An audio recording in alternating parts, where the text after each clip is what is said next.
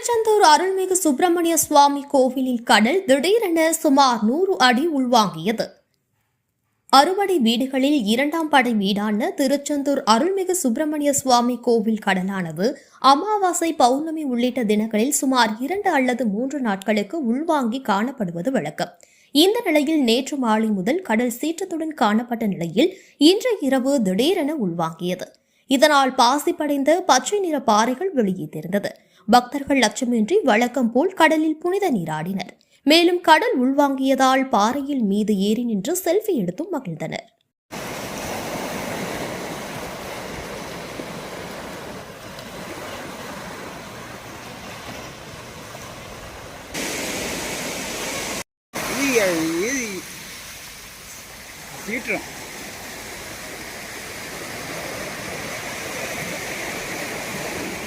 అదే అమావాస్య పౌర్ణమి వెంటనే